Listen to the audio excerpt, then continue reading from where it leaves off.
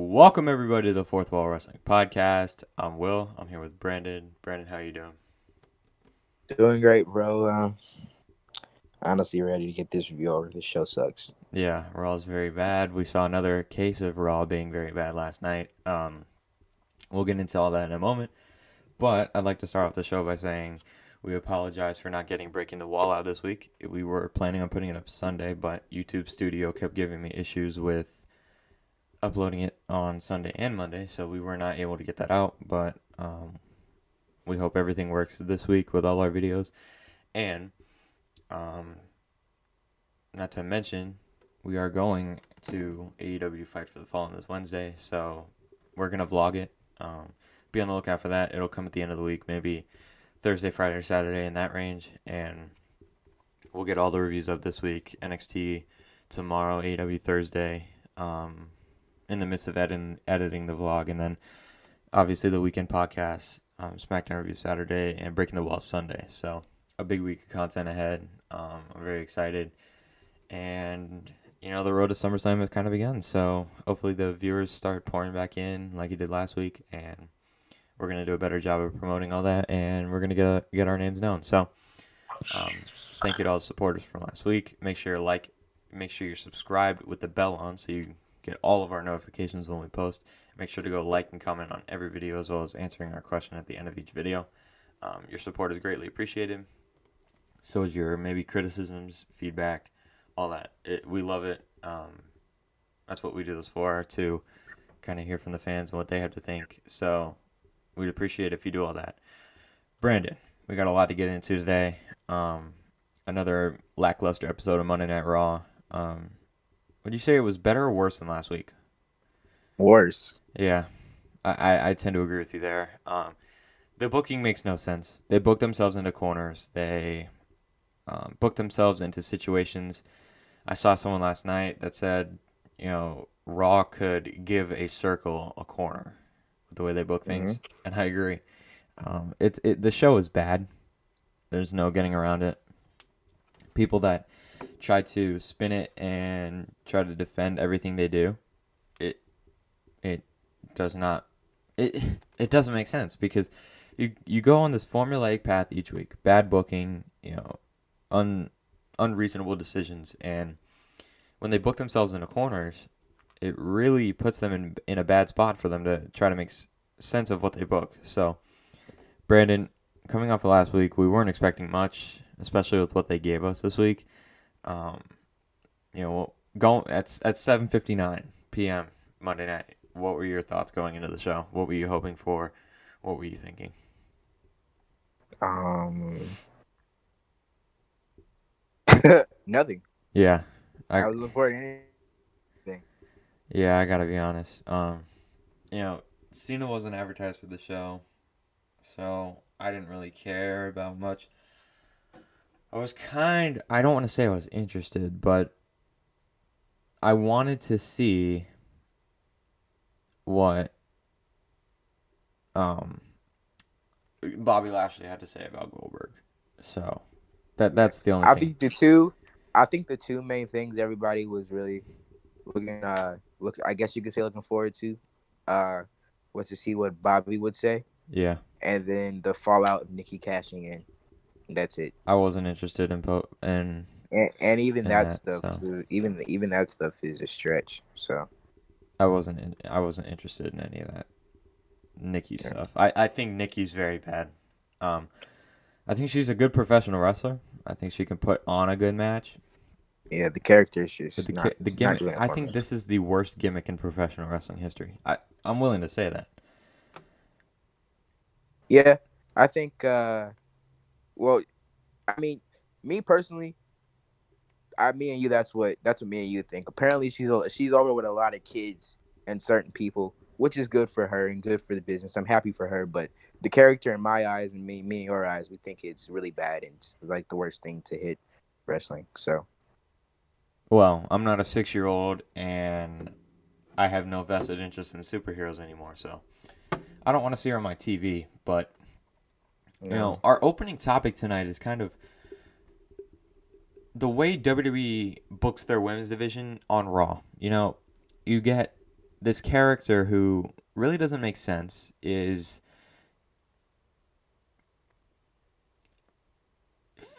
I don't want to say it's genuine, but they try to make her seem like a genuine uplifting person, which she may be. I'm sure she is. I'm sure she's a great person behind the cameras, but um, you know, if it doesn't feel genuine, they're trying to make her seem genuine, but it doesn't feel that way. You know, the way they make her cut her promos, it's very bad. The way they make her sound is very bad, and on top of that, she can't cut a promo anyway. Um, Nah. I can't fault her for her accent because that's just how she is. I don't have a problem with the accent. The accent's not the problem. The problem is she says like one word every 10 seconds. She doesn't there's no structure to her promos. It's just I'm almost a superhero. I can almost do this. Well, why are you preaching about almost doing something? You're the Raw Yeah, Women's Champion. yeah, You're bro. the Raw That's Women's yeah. Champion. If you okay, I'm gonna give our sports fans an analogy. You ask the coach of a football team going into the Super Bowl if they think they can win the Super Bowl, and he says, "I think we can almost win." What are you gonna do? If you're a fan of that team, if you're a fan of that team, how do you feel about your coach? Oh, I think we can almost win the Super Bowl. No.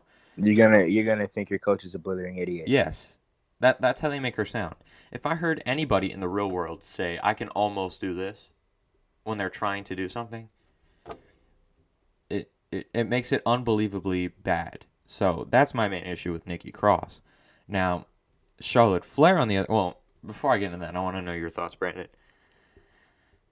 You know, neither of us like Nikki's gimmick, but why do you think it? What do you think the main reason is on why it's so bad?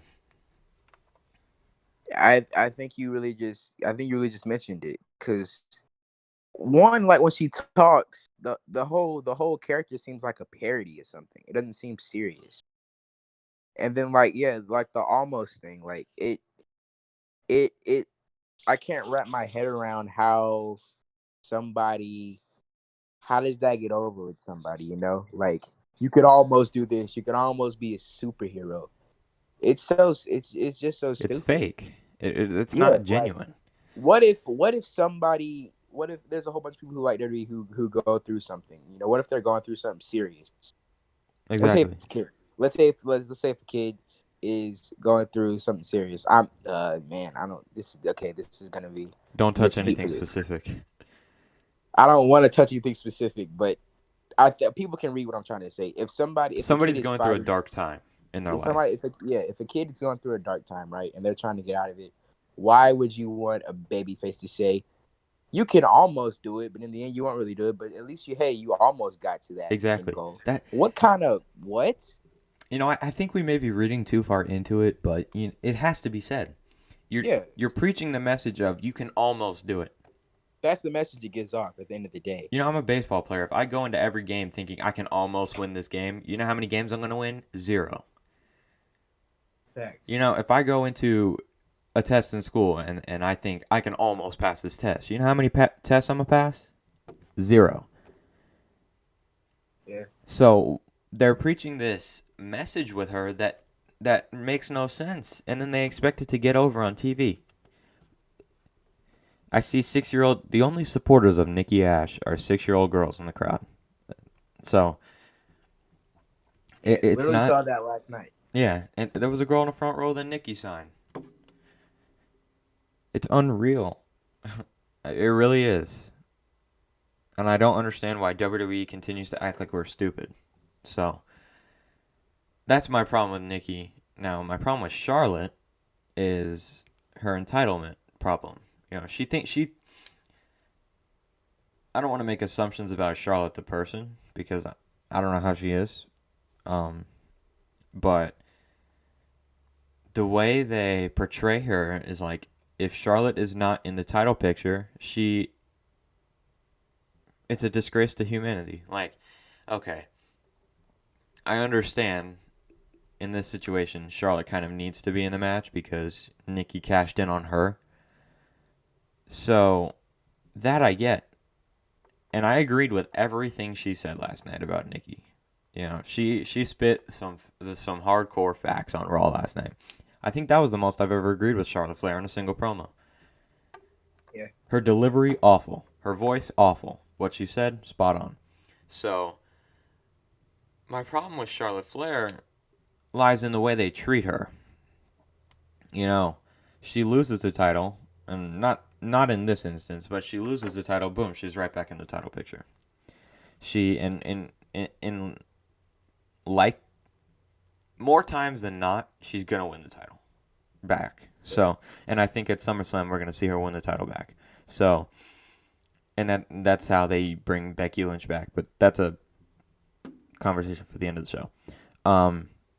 So Brendan, how do you feel about Charlotte Flair overall, and why do you think WWE continues to push the agenda with her? So,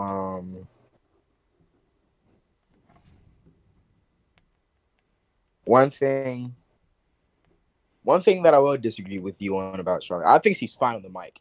It's just the hyping her up in the in ring.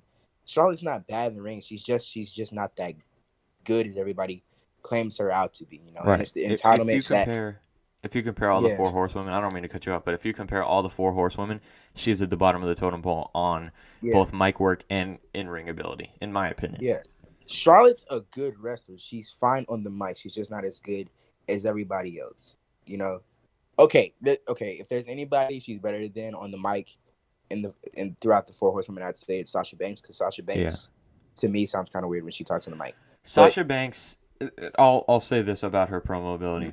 I think it's her voice more than anything, yeah, it's because her the way voice. she has like a, I don't know, after she says certain words, it like, I don't know, it's not. I don't know how to explain it, but after she says certain words, it doesn't sound good. So Yeah, and that, her laugh. yeah, Her laugh I don't sometimes like the is good. laugh But other than that, Sasha is one of the greatest female wrestlers in the world today. of all time, in Um, my opinion. um, but yeah. Anyways, it's the entitlement. And I think the problem with the Charlotte agenda is that it comes down to you really have nobody else to use but Mm-hmm. Charlotte. That's the 100%. issue. You have to, one, you release people, right? And then after you release people, you have the nerve to continue the split women's divisions. You really have to merge the women's division.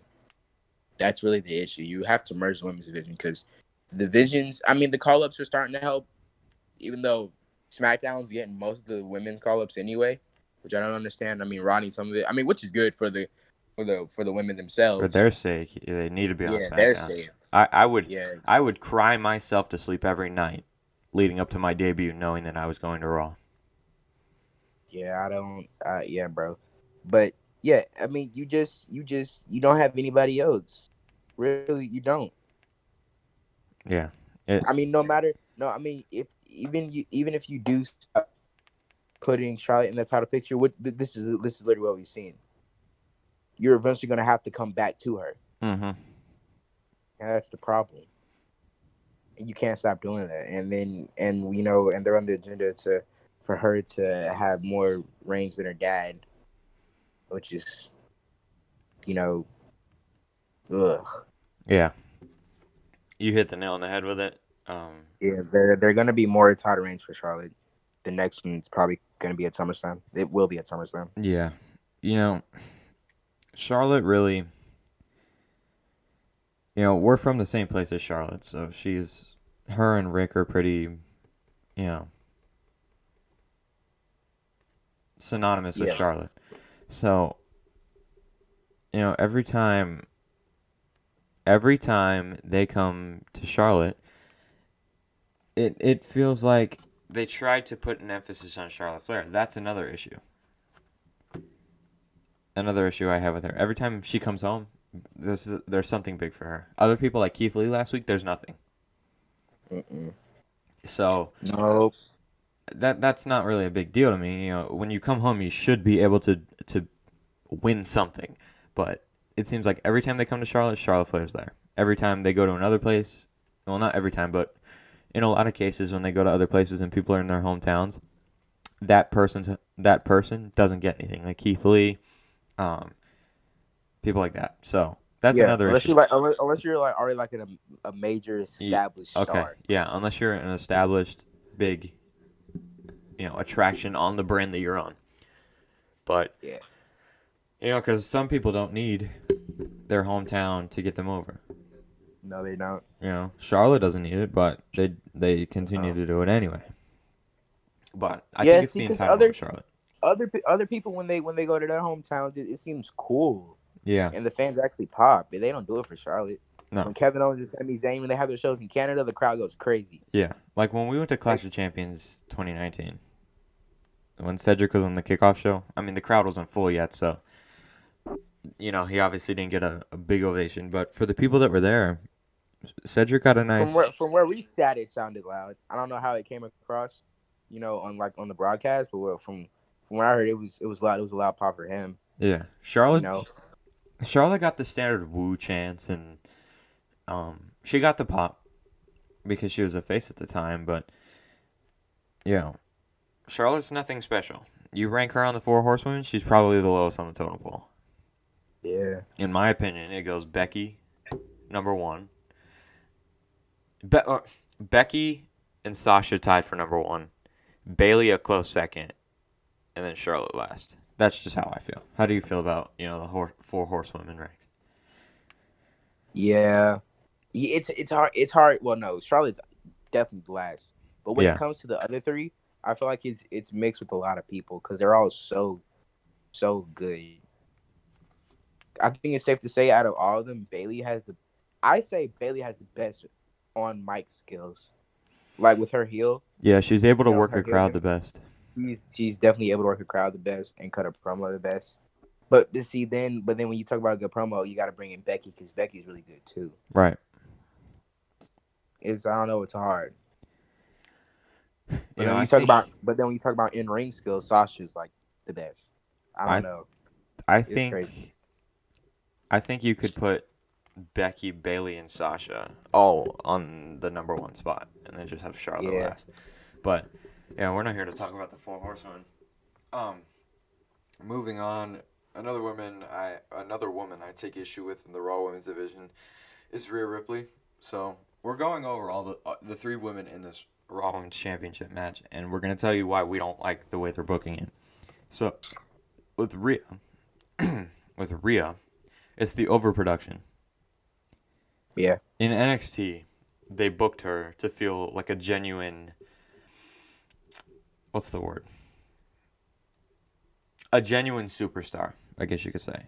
She had the look. Yeah. She had the Yeah. ability. She definitely has the ability when they don't water her down.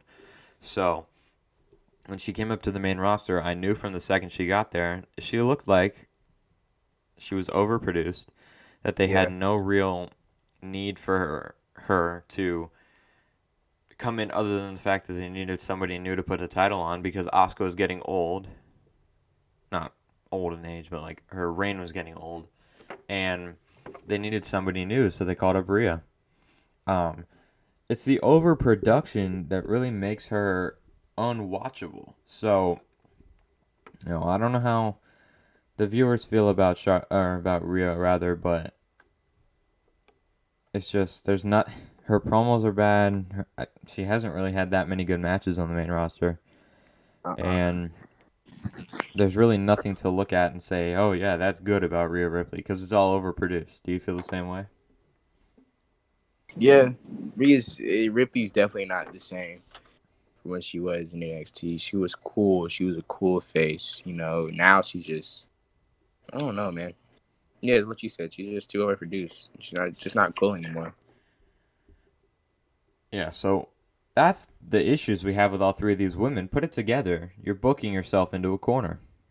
Nikki's not a real champion. So if she retains, people are going to be mad. If Rhea wins, people are going to be mad because she did nothing in her title reign. Yeah. And if Charlotte wins, it's just another reason for the fans to feel like she's overproduced. There's no real superstar in that women's division that makes any sense to really be champion. Except Mm-hmm. for Becky Lynch, who's eventually going to return. I think she returns to SummerSlam. Um, now that she hasn't shown up last night. But Yeah, I think it's safe to say Becky's not gonna, like be on the card for SummerSlam, but she's gonna be like at SummerSlam. She doesn't come, Friday. if she doesn't come, if she doesn't come, at SummerSlam, it's gonna be The Raw like after. Yep. Raw after. But They I have think to. this whole championship match, it's a triple threat. They confirmed it for SummerSlam, and then they go and confirm a Rhea, or not a Rhea, but a Nikki and Charlotte match for the main event in a championship contenders match. Which I'll get into my rant about championship contenders matches in a minute, but you know, why did they need to do that match in the championship contenders match if Charlotte already has a title match in the triple threat? So what? Now are you going to do a Charlotte and Nikki title match after you already do Cause, another singles match next week? cause I see a lot of people speculating this. If I mean, you could kind of, sort of, do this, but I don't think they will. I personally think, and the match next week's for the title, right? I don't think so. It's not. I haven't seen anything that says it is. I could have sworn, because I could have sworn when Nikki challenged her last night after their match, she put the title on the line, but maybe not. I don't know. I have to go back and watch it. But yeah, if it is for the title, I wouldn't be surprised if Charlotte wins. And then, because I mean, I saw a lot of people on social media saying it's for the title. And if Charlotte wins, then this was a way they could add Becky in last minute if they wanted to, just to throw her in there Yeah. to make people actually care about it. Because WWE have changed matches last minute. I mean, it's not that far fetched because next week SummerSlam is, what is it, 3 weeks away? Next week. Yeah. Okay, so I just looked it up and it says it's just a normal one-on-one rematch. It's not for the title or Okay.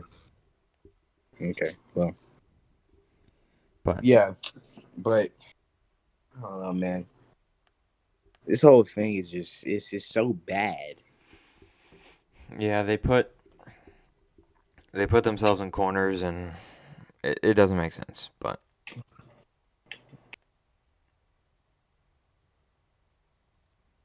yeah, honestly, when I look at this match and I look at what they did tonight, it really shows you the lack of effort in the women's division. Why are you booking a championship contenders match for somebody who's already has a title shot? What sense does that make? You're trying to get Charlotte wins at the expense of the champion. Nikki Cross, and for lack of a better term, got buried last night in the main event. And we'll talk about the opening segment in the main event in a little bit, but you're getting Charlotte a win at the expense of your women's champion. Why are you having your women's champion lose? It makes no sense. No reason. There's no reason for your women's champion to lose to somebody she already beat last week and probably lose again next week. So, I don't know. But that's the issue we have with this whole situation. It makes no sense. It's honestly frustrating. So, I don't know. But, anywho, we will now move on to the next big situation I have an issue with. The booking of Karrion Kross and Keith Lee. Brandon, with all the stuff last week about Cross being buried and Keith Lee being buried, you got to think Vince notices and he just doesn't care. And we saw that last night.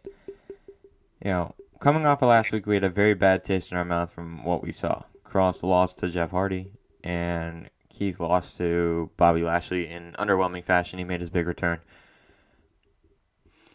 Brandon, I have a question.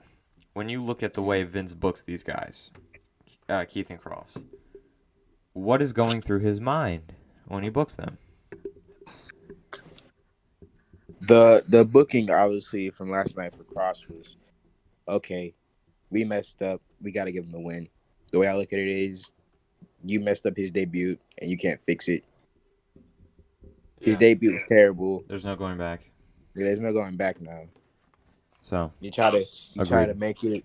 Yeah, it was just yeah, bro. Yeah, I just didn't care. Made and then for the most part of the match, Keith had the upper hand anyways Yeah. over Cross and made Cross look like a freaking local talent until the end. Right. It's just dumb, bro. I don't know.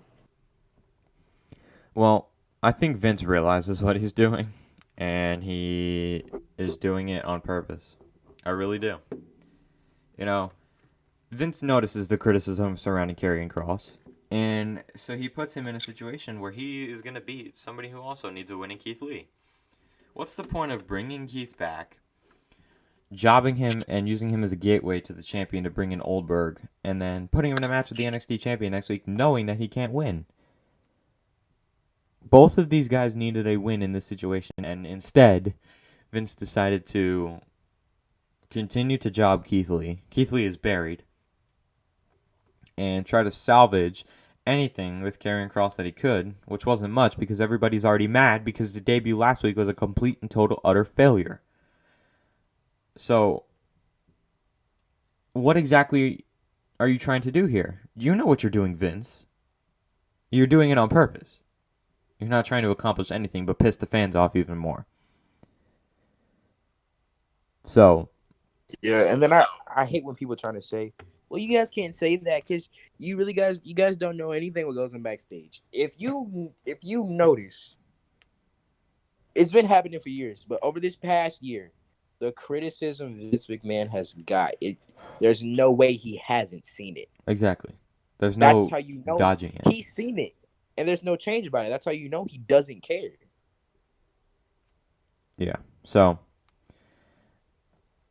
you know, Cross Cross got stripped of his entrance, lost his debut in a bad way, and now the fans have a bitter taste in their mouth. So, hey, I didn't care when I saw Cross last night. The only thing I cared about was the fact that they booked him against a guy that couldn't lose, and once again, booking yourself into a corner because one of these guys is going to hurt from it, and the other one isn't going to really gain much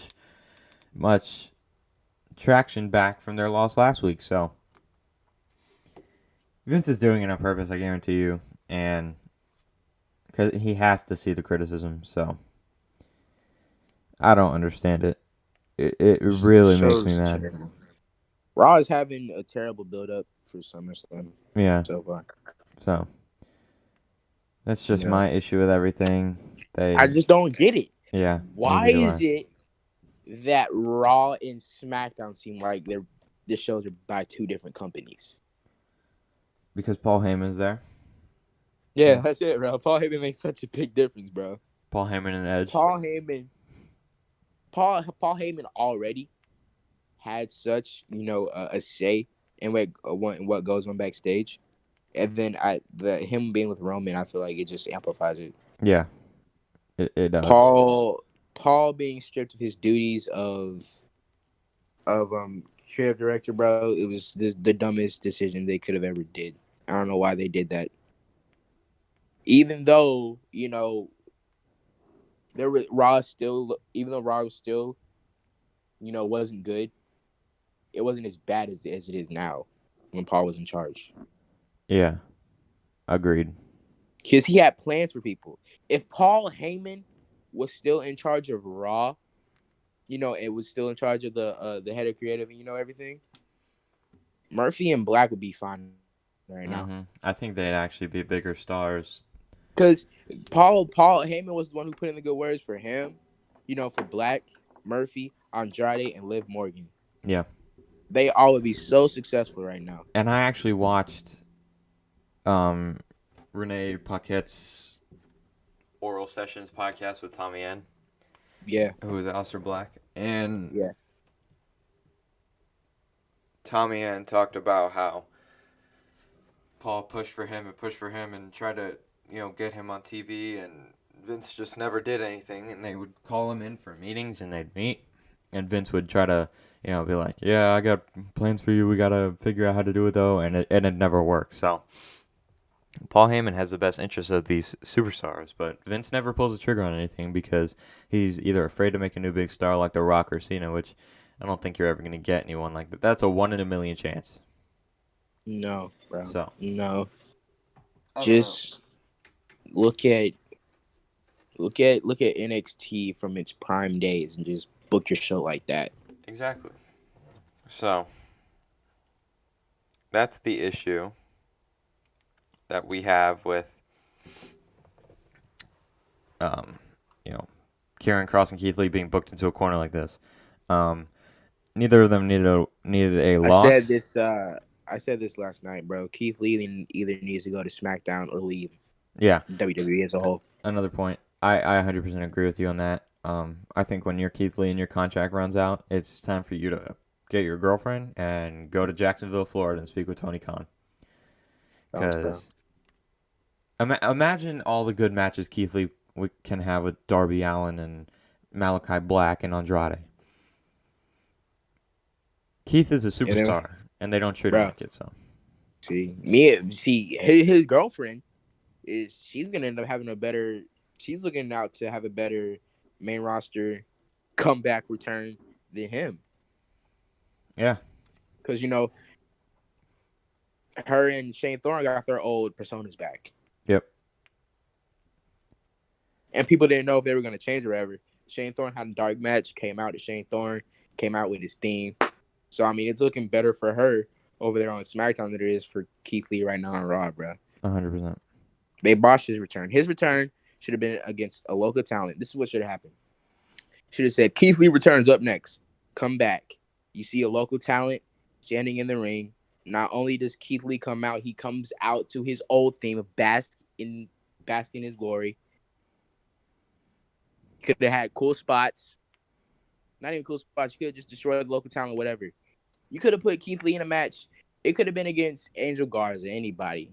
It could have been a great, 4-star match on Raw, or it could have just been a squash match real quick Right. against a local talent. That's how you should have brought Keith Lee back, not a gateway to Goldberg. Karrion Kross's match should have been against local talent, no question. Squash. Right. I don't know, bro. These people are just dumb. Yeah. It pains me that me, as a 15-year-old teenager, is smarter than that backstage crew, bro. It Yeah. hurts. It doesn't make any sense. Yeah. But that's all. We'll talk about that later in the show. But for now, we'll move into some more serious news, some unfortunate news, actually. As everybody knows, Jeff Hardy tested positive for COVID-19 over the weekend. Just after coming back and returning his theme as I hit my microphone with my hand. Um, sorry if you guys heard a noise. But he's unfortunately tested positive for COVID-19, so he'll be out for 2 weeks, which sucks because fans are excited to see him back with his theme music, and maybe him beating Cross gives a push for him, but it shouldn't have happened. But maybe they'll treat him better. I don't know, but it sucks. Um, hope that he's back to where he can be in 2 weeks, and we get to see him back on TV in a serious role. So prayers up for him. Hope he's better in 2 weeks' time. And yeah, so just thought we'd pass along that news. Brandon, do you think Raw needs Jeff Hardy in a big role? I should say. Yeah, Yeah, for sure. they do. If you start you know putting Jeff Hardy on a push, it's gonna make people want to tune in. Yep. It's gonna give people nostalgic vibes like they're back in '08. Cause right now, Raw needs it. There's not that many stars. There's not that many stars that you actually, watch Raw for. You can say Drew McIntyre, who is Drew McIntyre's, he's on my good side again. He's being booked the way he should. Even though nobody really cares about this rivalry he's having with Jinder Mahal, it's Mm-hmm. okay, and he's not in the title picture. Um, yeah. Yeah, the top star that draws me in for Raw is Matt Riddle. He's the best thing about Raw to me. Yeah, AJ definitely. Styles too. Yeah, AJ Styles should not be where he's at right now. AJ Styles should also be in a top position on Raw. He should be like world title contender on Raw. Definitely. Whatever show he goes on, he should be the top of the card. 100%. It's a shame that AJ Styles is in the position he is, Right. but he's making the most out of it. He's doing good. So I mean, yeah. Yeah. So, you know, I think if Raw took Jeff Hardy seriously and pushed him well, he'd be. The show would be better off for it. I mean, I'm what you know what I say. Go ahead. Go ahead. Start pushing Jeff Hardy right now.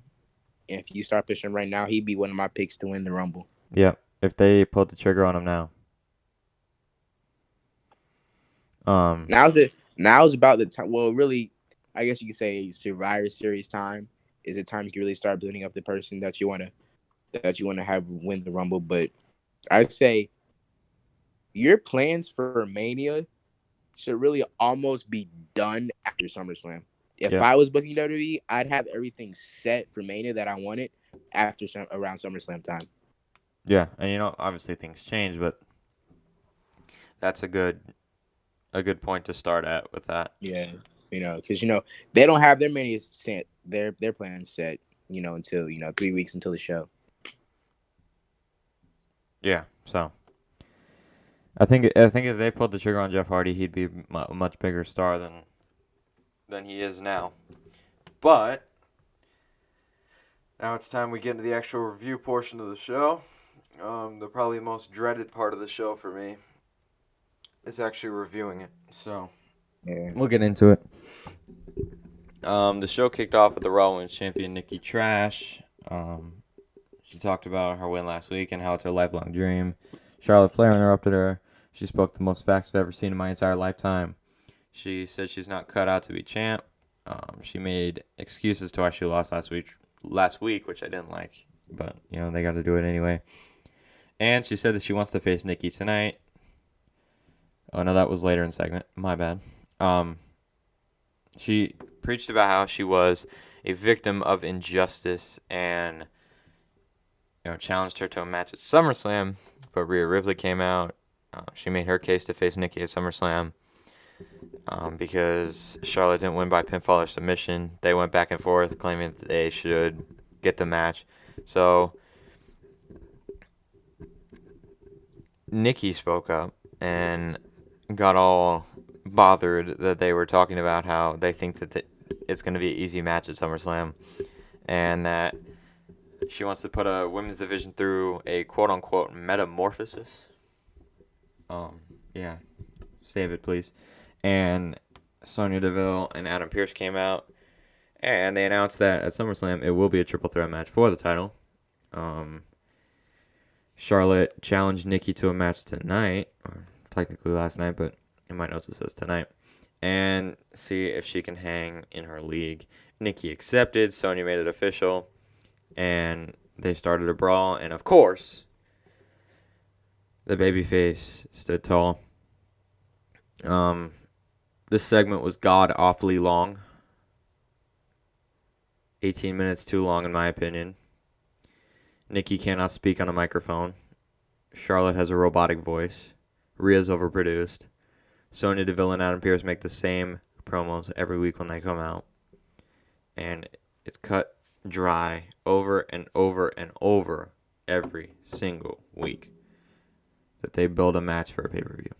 So, this segment was not good. I still don't like Nikki winning the title. And I think nobody's going to care about this match as long as Becky's out. Brandon, what were your thoughts on this segment? Yeah, this segment was trash. Um, I don't know how anybody cheers for Nikki. Yeah. The gimmick's bad. Everything about her the outfit, the Tron, the music, yeah, everything's just so annoying, Yeah. and I didn't like it. Uh, Charlotte, she like you said, she spoke facts. She did. Um, you could miss this whole segment and predict what would happen, and you wouldn't miss anything. Nope. There was nothing special in the segment. Everybody knew what was happening. So, Everybody knew the outcome, so yeah. yeah, Triple nothing threat was special. obviously being made. And you knew there was going to be a match tonight with Charlotte. Because Hmm. Charlotte's like that. Always got to beat in the main event because they're on an agenda. But that's a story for a different day. But already the show started off bad in my eyes. Yeah, this is not the open. I think Bobby should have kicked off the show. Um, I always think that when you're trying to build your world champion, because clearly they're building this match as Raw's main event, in my eyes at least. When you're supposed to be the face of a company slash Brand. brand, you should always kick off the show. You should always either kick off or end the show, If there's which is something why, for you that deserves the kickoff, definitely. yeah, you If should you're just either gonna kick be a off, backstage promo, yeah, then no. you should either kick off or end the show, bro. This is why SmackDown is so good at what they do at Roman, because Roman refuses to be anything in between. He's either top of the show or end.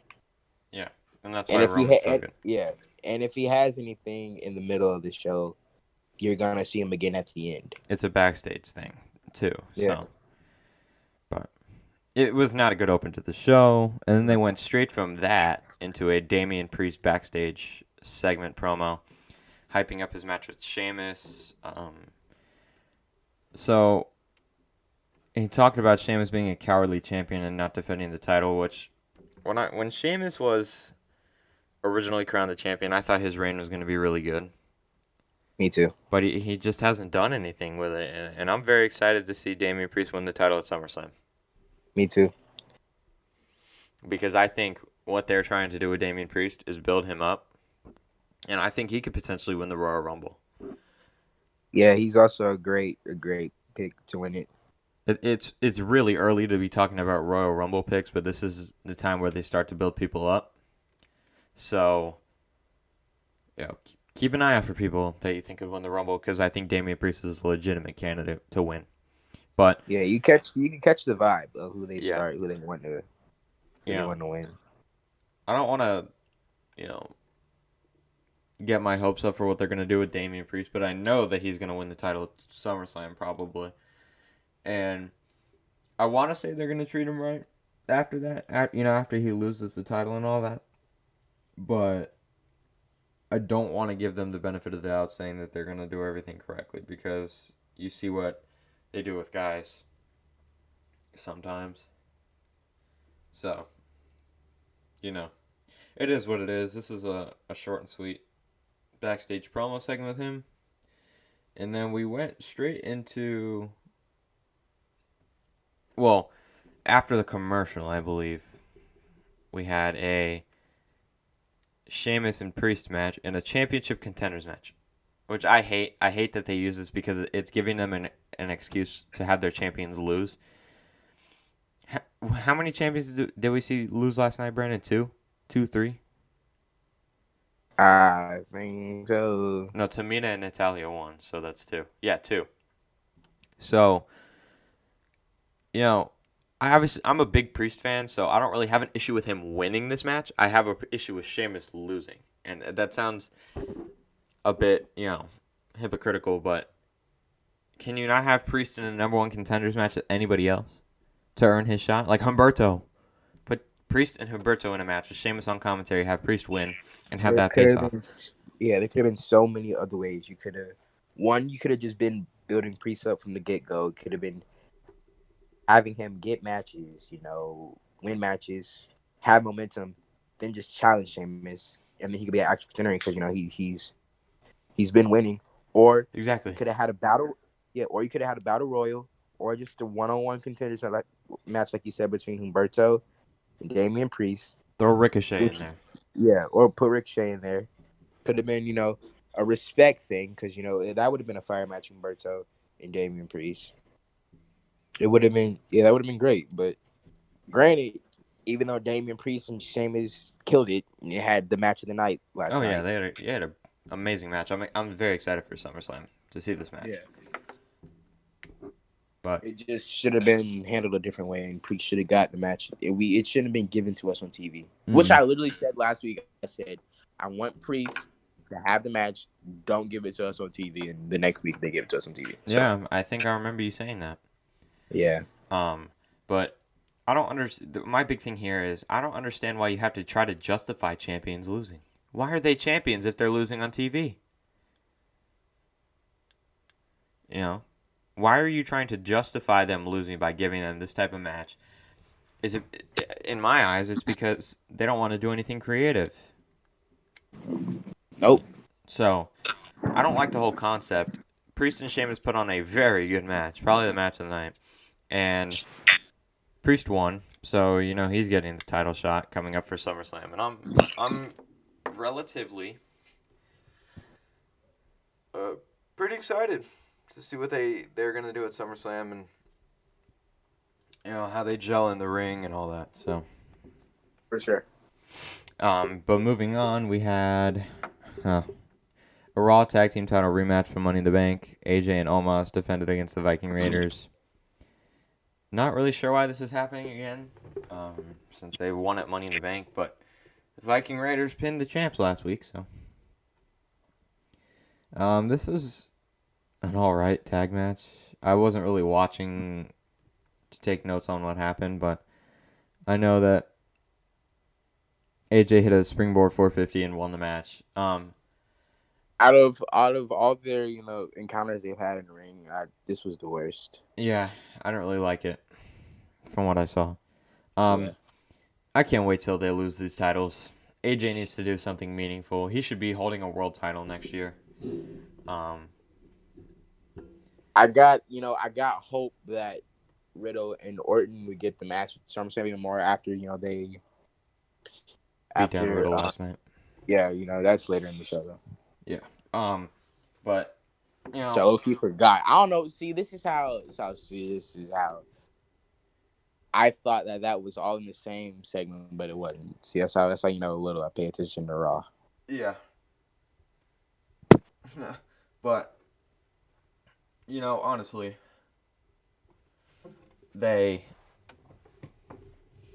put AJ with Omos and try to get Omos over, but really nobody cares about him. He's a fourth, fifth, sixth rate Braun Strowman here, so I don't really care about him. There's not much to say about this tag match. It was all right at best, and I can't wait till they lose the title because I want to see AJ in more of a serious role. So, anywho, moving on, we have Jinder Mahal cutting a promo on his way to the ring.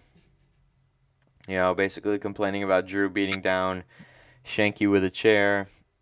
We were setting up for Veer and Drew McIntyre, and he wanted to give Drew a chance to apologize. He introduced an attorney, and he threatened to sue him unless Drew apologizes. Drew asked the crowd what he should do. Obviously, the crowd, sides with Drew here, and he starts a chant, which is "Drew is gonna kill you." Promo wasn't bad. But like you said earlier, this version of Drew is definitely the best. Trying to be overly charismatic and likable is not what Drew needs to do. If he just focuses on being like this, I feel like his character will be better. And this is what we need to see from Drew. Do you agree? Yes, 100%. 100%. Yeah. We don't need to see history teacher Drew. We don't need to see, overly charismatic, fan favorite, beacon of hope for the WWE Universe type character. We need to see I want to see the Scottish Psychopath back. I Yeah, want to. that is the best Drew McIntyre we've ever seen. Yeah. Um. So the promo wasn't bad. The segment wasn't bad. Um. I feel like if we see more of this with Drew, I feel like he's on the right track. But it's all about how they book him. And then immediately after, Drew beat Veer. Veer's not that bad in the ring. He's obviously not good, not as good as we'd like him to be, but he is not nearly as bad as I thought he was going to be. Um, he's green though. He's very green, and Drew had to carry him. Um, Jinder had a chair on the outside the entire time, and he tried to hand the chair to Veer, but Drew Claymore the chair into Veer's face. Yeah, didn't understand this at all. Mike Rome announced that Drew won the match, but commentary Not was saying that disqualification. Veer won the match. Mm-hmm. So I don't exactly know who botched it. It was Mike wrong. Yeah, So but it would I make more don't I sense. don't know what. It would make Yeah, more sense that Veer because won since Drew used it against him. yeah, I mean that would make the most sense because he used. Well, first off, He used a weapon. DQs usually never. Yeah, DQs never really usually happen like that anyway. No, When like if somebody's holding the chair and they kick the chair and it hits the person, it usually happens if the chair is actually used to hit the other person. exactly. Because pretty sure RVD used to do a move like that all the time Yeah, with he the used to regular. toss a chair to him Yeah, toss the chair. and then Yeah. do a spinning kick. So even if that really shouldn't happen really by disqualification, that just would have been a dumb moment for Veer bringing the chair in, and then Drew should have like picked up the win like that. It shouldn't end like a disqualification. And then Exactly. for it to end like a disqualification, Veer won Yeah. because the chair hit him. But whatever, I don't know. It It very was very stupid. confusing. I didn't know what was going on. We're Yeah. gonna assume that Veer won. So that's what we're gonna go with. It wasn't anything special.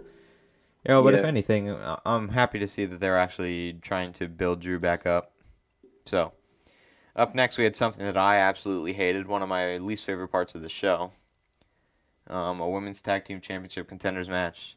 Eva Marie Gosh. and Piper Niven. You won't catch me calling her what they call her now on this podcast. They take on the women's tag team champions, Natalia and Tamina. Um, Eva sucks.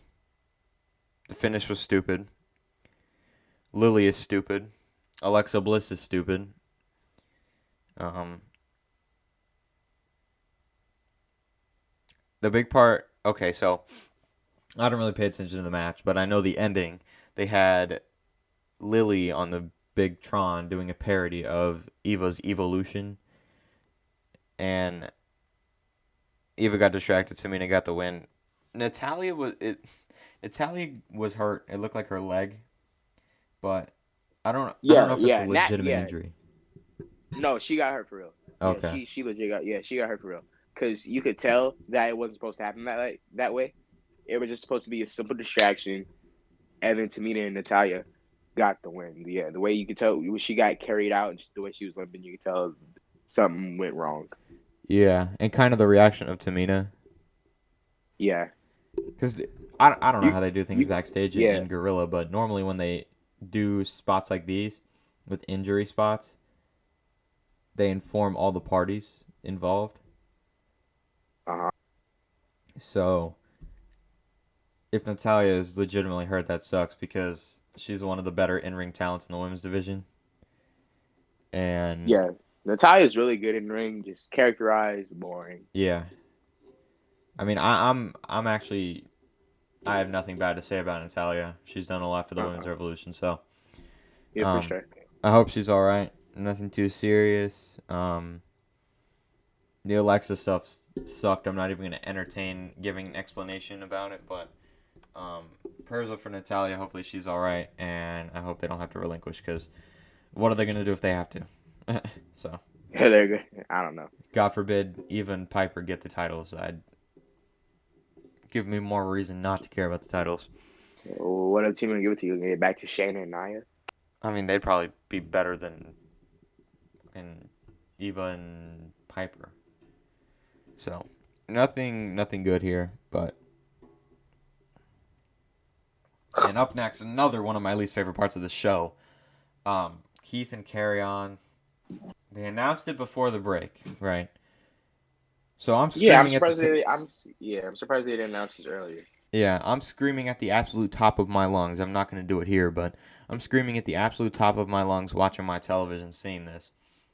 And this has to be on purpose. Vince has to be trolling us after all the Yeah. negative attention they got from This both guys was last week. this was yeah, this was so bad. I actually called you as soon as I saw it Yep. appear on my TV.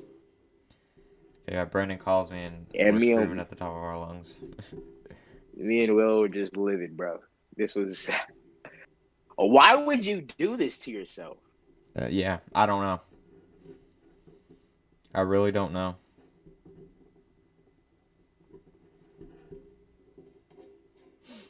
But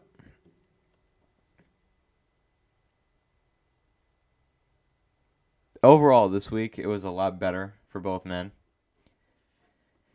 Cross got dominated, but he got the win, and Keith got an okay amount of offense. And I wouldn't call him credible, but he didn't look like a jobber in this match.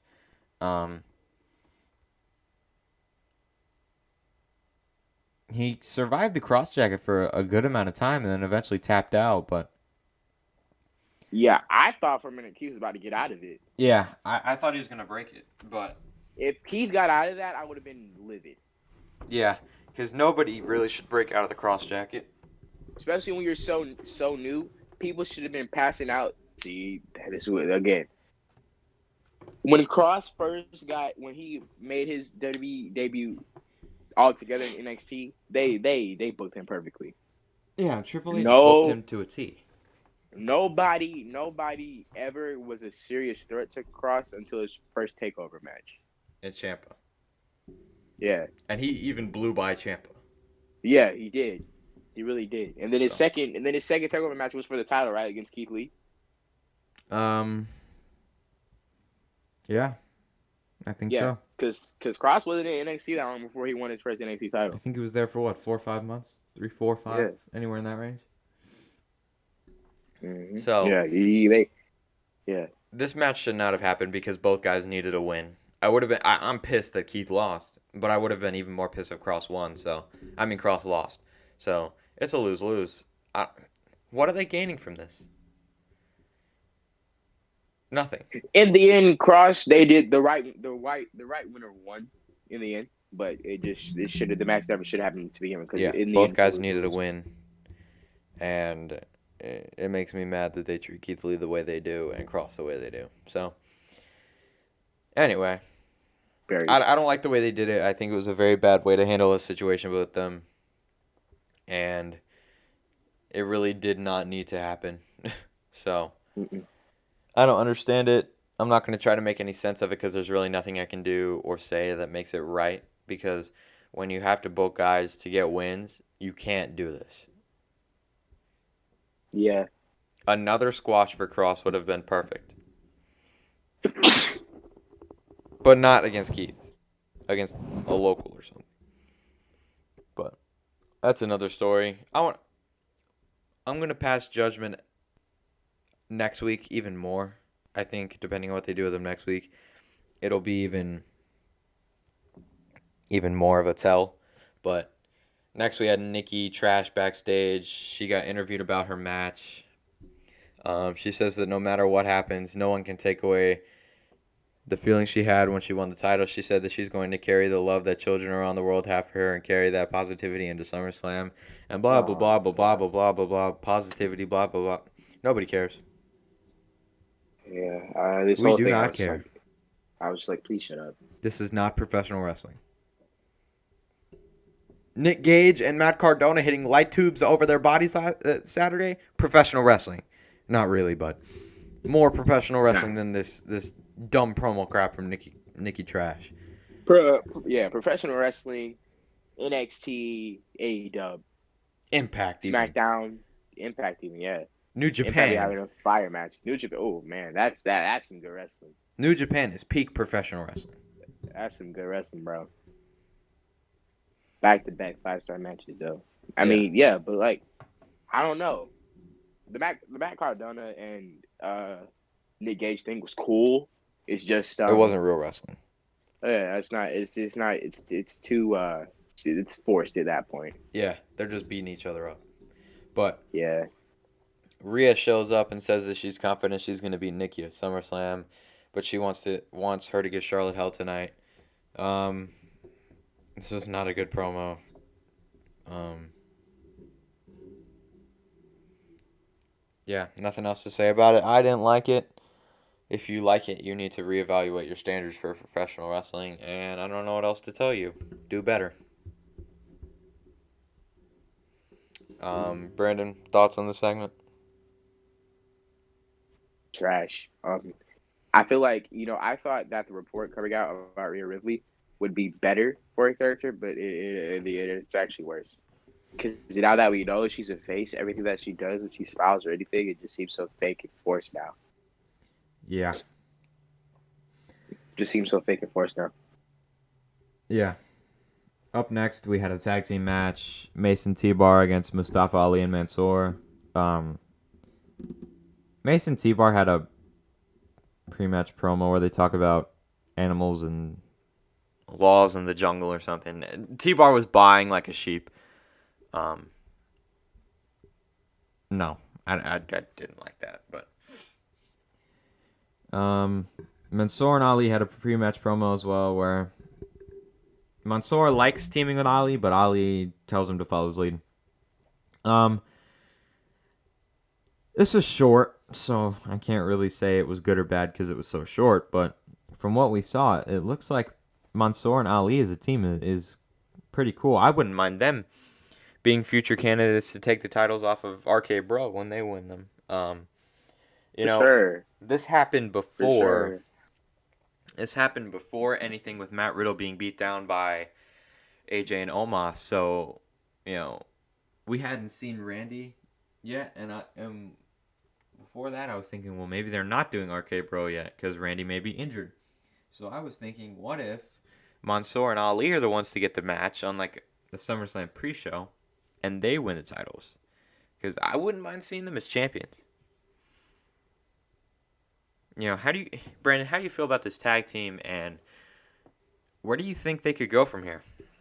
I spoke to them last week.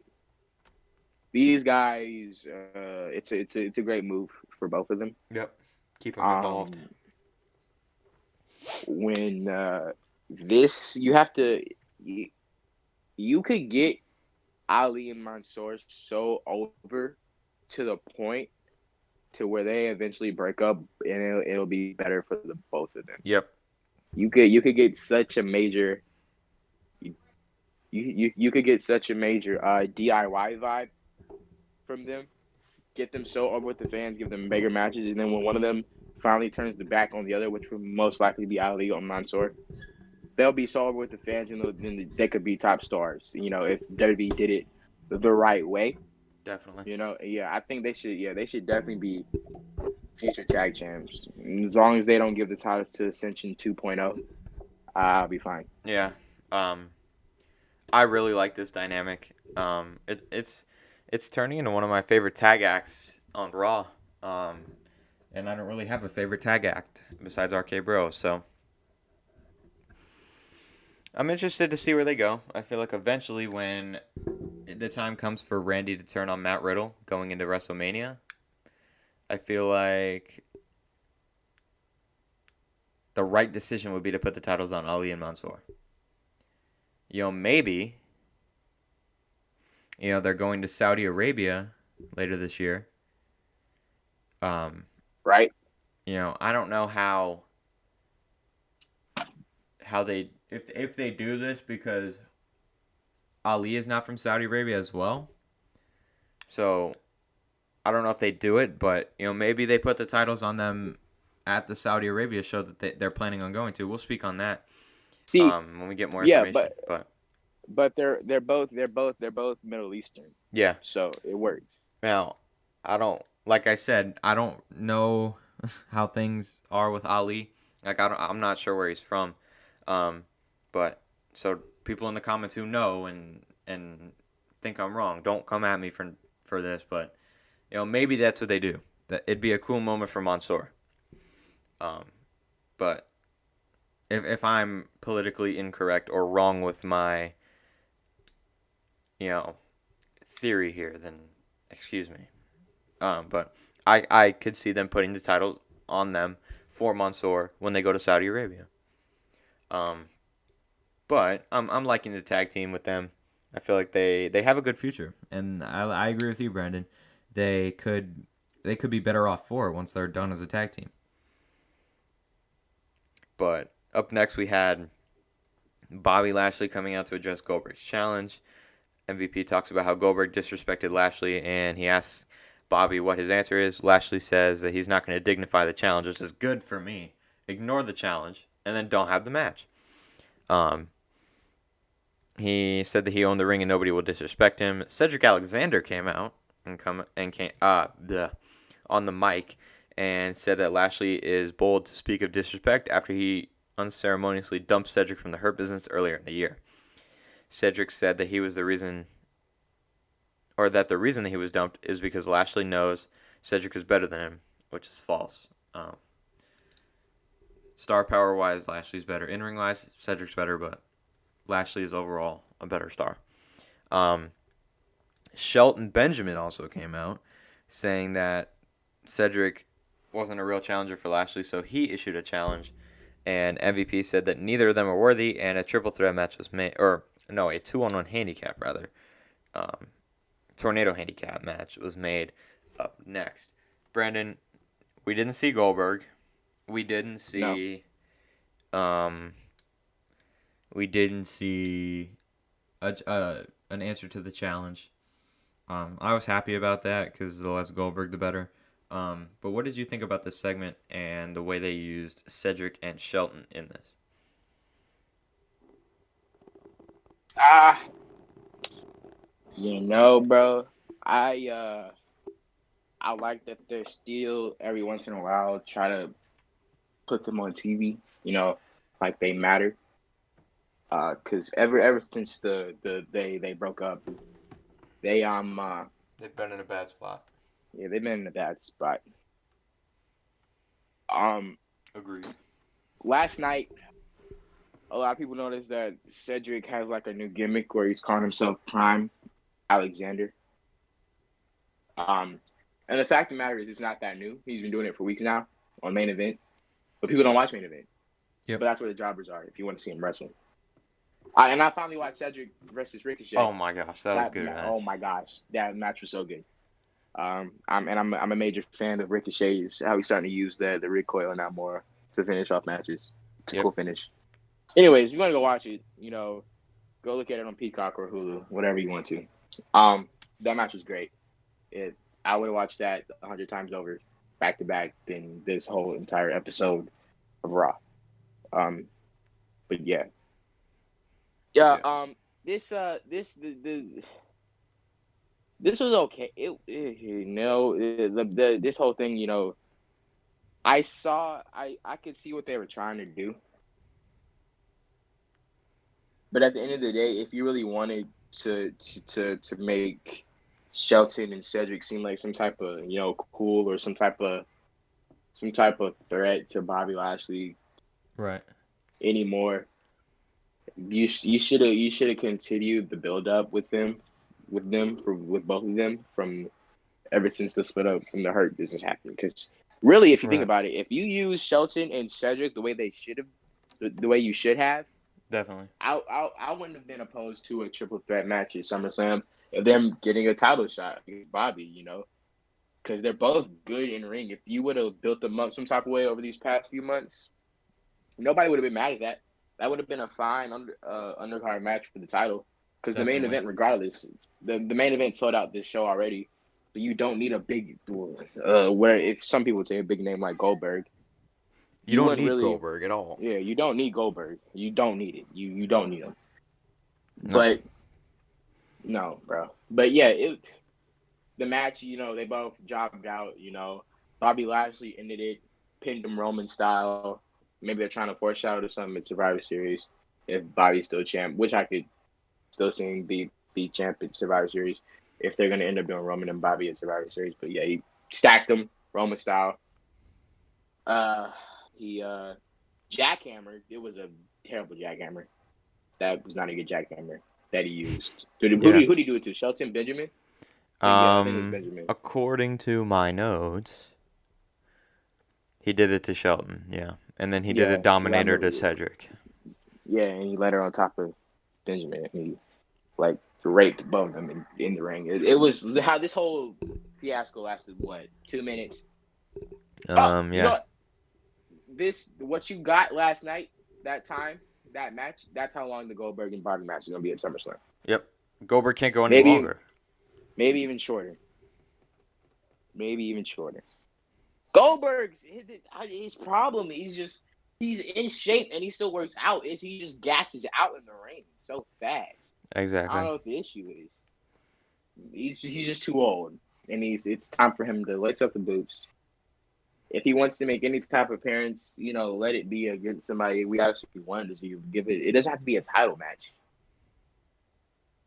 I don't know, Yeah. bro. But yeah, this whole thing was mediocre at best. It wasn't that good. I can see what they were trying to do, but I don't care.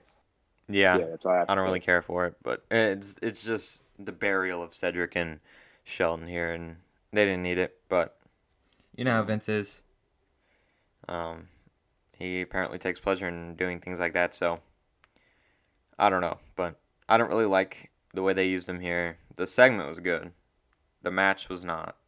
The burial was not. So, not much else to say there, but we had up next, The Miz and Morrison are backstage prepping their drip sticks for Morrison's match, and AJ and Omos show up. AJ offers Miz a proposition, but Omos stands in front of them in the camera, so that we can't really see what they're talking about. And then we went into a match with John Morrison and Matt Riddle. Um, Another rematch, but these two have had good matches in the past, so I'm not gonna complain about it as much. I don't like seeing the rematch, but I know why they did it. Um, the Miz sprayed Riddle with a dripstick, and Riddle kicked Miz out of his wheelchair. So Miz was on his back. Matt Riddle was mocking him, and um, AJ and Omos come out. I kind of want to see what the deal is, just because they were talking. So I want to see what they have in return. Miz has made a lot of deals this year. With Yeah, MVP, he and has. now with AJ and Omos. Um, Omos destroyed Riddle's scooter. Um, Morrison rather was able to take advantage and hit Starship Pain for the win. He kind of botched it. I noticed, you know how he does the slow motion, go up to the top rope. Yeah. He messed the timing up on it, and then he hit the rope, and his leg was kind of in the wrong position, and he had to hit it a second time to be able to flip back and do it. So that's really legitimately the only time I've ever seen him botch that move. Yeah. The move itself has never been effective. It looks cool, but the impact sucks. Yeah, The it doesn't finisher, look like it hurts. it shouldn't be a finisher move. It should be just one of his regular moves of his moveset that he uses in a match. But he needs a. He's probably not going to change it now because he's had it for so long. But Yeah, whatever. but it's a cool move to see. So, Yeah. um, these two had a good match. They always are good together when they're in the ring. Morrison is so underrated. Um, but I think the real story here is post match what happened. AJ and Omos beat up Riddle, and AJ hit him with the Styles Clash. So I was expecting to see Randy Orton come out. We did not see Randy Orton come out, And Right, bro? so the return is imminent, like it's gonna happen. So they really confirmed to me in this situation that the tag title match at SummerSlam will be RK Bro versus AJ and Omos. So Yeah. when Randy comes back, I think it's gonna be. I think he's gonna get a big pop from the crowd because they haven't seen him in It like should. It since should. It needs to be. It needs to be an IKO out of nowhere. exactly. Just have him Riddle needs pop to out come from under out. the ring. Riddle needs to come out somehow. Tell AJ almost to come down. Get okay. Maybe okay. No. This one needs to happen. Riddle needs to call out both of them.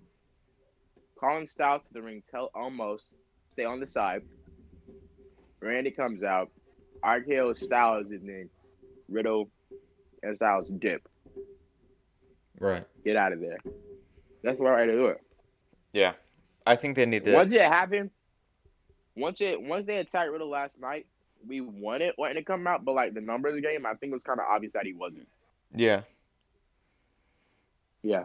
They just need to bring him back, and then I think the feud will be even better because we know Matt Riddle is really good, but I feel like when Randy returns and they set up that match for SummerSlam, I feel like putting the titles on them is going to be the 100% correct decision, and everybody is going to be better off for it because AJ can then move out and kind of work on his own singles push and all that. So, I wouldn't mind AJ taking the title off of Bobby at some point, but I don't know.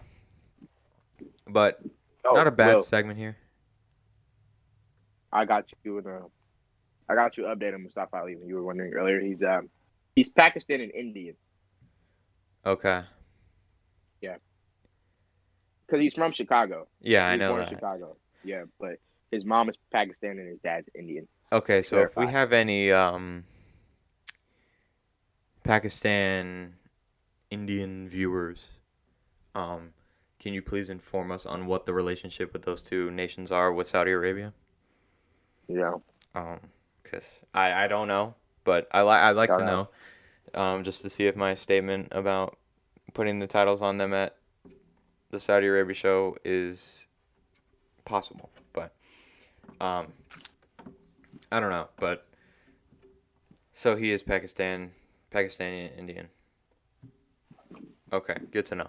Um, Up next we had R-Truth come down to the ring. I kind of like the way he raps his way down to the ring. Um, he was mic'd up during this match. Reginald came Yeah. down. He flipped his way down to the ring. He did like a big leap over the top rope. I'm quite certain there's a trampoline there because I don't think Had any to be. human being can jump that high. Um, No. so Cool to see though. yeah, it looked good on TV. He looked really good. Kevin Dunn did something right. Can you believe it? Yep. 24/7 titles on the line. Like I said, R-Truth was mic'd up during this match. Um, Truth tries to take off Reginald's suit jacket to try and slow him down, but Reginald's pretty quick, so he gets out of the way. That part was very sus to me. Yeah, it was quite. The way he got up in all his ear. You want to do this the easy way or the hard way? And he Yeah, started taking his jacket off. I was like, bro. okay. Yeah, Well, it was a bit strange. this segment, it was funny for what it was. R-Truth has always been comedy gold. But I said this also last night. The fact that this is a whole entire segment on your wrestling show is sad. Yeah, the fact that you got to do this to fill time just shows that it doesn't need to be 3 hours. Reginald won. How do you feel about? Why are we? No, we're not talking about the 24/7 title on this show. Reginald won. Good. Okay, moving on. We're not talking about this stupid belt. We already have to deal with the Raw Women's title, which is basically the new 24/7 title. So we're not talking about the real 24/7 title. Before the main event, Charlotte was backstage, or was she backstage? I don't remember. Yeah. She Yeah, she was. was. She was standing. Yeah, she was standing gorilla. Okay, so she was in Gorilla. She said that she doesn't lose to almost superheroes and that Nikki got lucky earlier, but now she'll rectify it. Charlotte's boring. But anyway, she cut that promo before the match. She made her entrance. This was another championship contenders match, so I already knew Charlotte was gonna win when they announced it. Um, so I really didn't care about this match. Charlotte Yeah, did outclass Nikki a lot. Nikki had a couple good spots where she had near falls, but this was not really that good of a match. For a TV match, I guess you could say it was all right, but this is not the main events I want to see on TV. Um, definitely not. Charlotte ended up winning the match. I already knew it was going to happen, but Nikki lost as a champion. Nikki's buried. As nobody cares about Nikki. So, what were your thoughts on this match and the decision to have Charlotte win? And were you expecting it? I was expecting it. It sucks that you have your champion lose, but I mean, Nikki's a joke. But regardless, your champion shouldn't be losing anyway, which is why she's more of a disgrace to represent the division. Yep, Um, 100% agree. but this, yeah, man, it sucks. Nobody cared. Yeah. And yeah, Um, this is a sad way. This is a sad way to close out Monday Night Raw. Definitely. Um, so, excuse me as I adjust my mic. Um, Brandon, just give me your thoughts on the way that they are building this feud towards SummerSlam as I adjust my microphone. Um, you would think it can't get any more worse than this, but you know, with WWE, they will shock you and get even worse than this. Um, Not looking forward to next week. Um,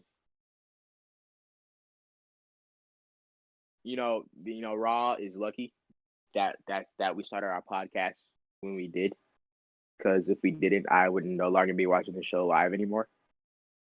Um, but yeah, this show's bad. This whole build up is bad. I don't know what they're gonna do next week, and I honestly don't care. Right.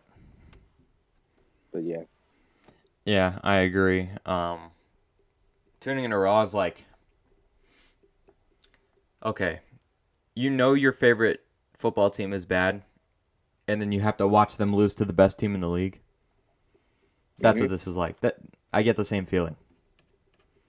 yeah, So Raw's bad, bro. There's so many other things I do than watch Raw. I'd sit down and watch the SummerSlam graphics be made for hours, yeah, and then I watch Raw.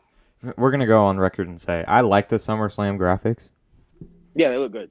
They look good this year. I know they're theming it for Las Vegas. So but after the main event, Kevin Patrick went in the ring. He went to congratulate Charlotte, but she talks about beating Nikki was inevitable, and there's no reason for her to be congratulated. And then we arguably had the worst promo in Monday Night Raw in WWE history, professional wrestling history, I'll say. Nikki got on the mic and says that she can admit when she gets beat, but she says that she has the confidence to beat Charlotte, and she challenges her to a rematch next week. Before we get into the rest of the segment, Brandon, excuse me. Nikki's cutting promos just does not work for me. She's Mm-mm. again preaching these Nope. matches that she can almost do it, and it really pisses me off. What did you think of this promo by Nikki?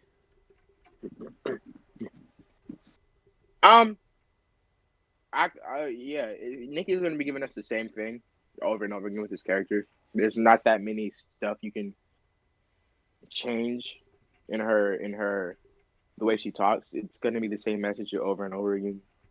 She's gonna sound like a broken record. Not looking forward to it. Um, yeah, bro. I Yeah. should have never gave Nikki this gimmick. No, it was bad. I want to know who approved it because I know it's Nikki's idea, but I want to know who approved it. Yeah, that person should Be fired or yeah. step down if they're Mr. Vince. Um, Charlotte then said that she can defeat Nikki any week and she accepts her challenge. She ends the segment and the show by beating up Nikki and saying that she's a false hope, symbol of hope for her fans. So that closed the show. Another lackluster segment. Another terrible episode of Monday Night Raw. Now, what I will say is that the in-ring action, some of it, was not bad. The segments were bad, though, and a lot of things did not make sense. We only have one match confirmed for SummerSlam. No Becky, as of now. And this show is becoming very unwatchable. And the Alexa and Neva thing for me is just, it takes the show quality down so much. So, championship contenders matches also bring it down. Cross and Keith being booked the way they do brings it down. The women's division brings it down. Oldberg being on the show, which he wasn't tonight, but Oldberg being around the show brings it down. And, it makes for an unwatchable show. Brandon, overall thoughts on Monday Night Raw? I say this every week. Bully Ray has said it on Buster Open. Monday Night Raw, the pro wrestling show, is fine. Monday Night Raw, the creative, booking wise, sucks. Yep. Bad. They have good matches. The creative's bad. It's Definitely. like that every week. You can't argue against that. You can't tell me I'm wrong. No.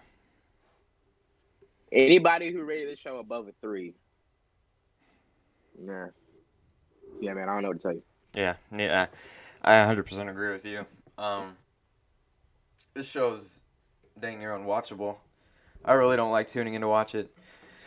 Like you said earlier, they're lucky that we have to watch it for the podcast, because if there's a Yankee game on Monday night and Raw's on, guess what I'm watching? The Yankee game. If we didn't have this podcast, so I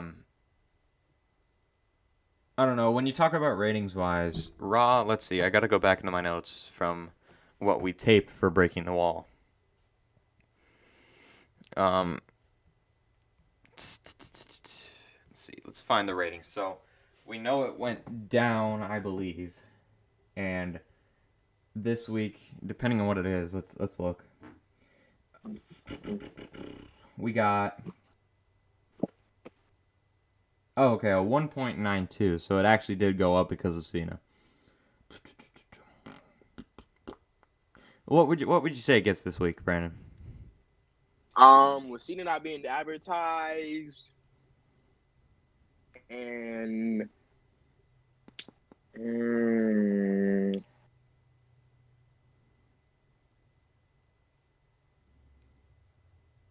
I guess maybe like a 1.7. I want to be surprised they got like 1.7, 1.5 maybe. I don't know. I do think it. I do think it goes down though. I don't think it goes up.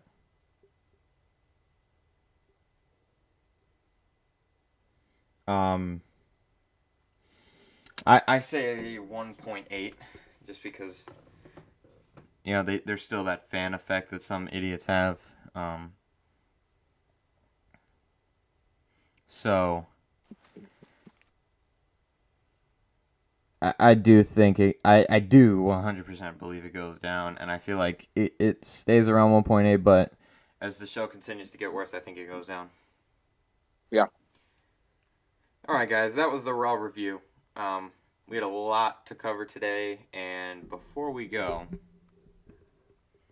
I am going to pose this question for the viewers. What are your thoughts on championship contenders matches? What do you guys think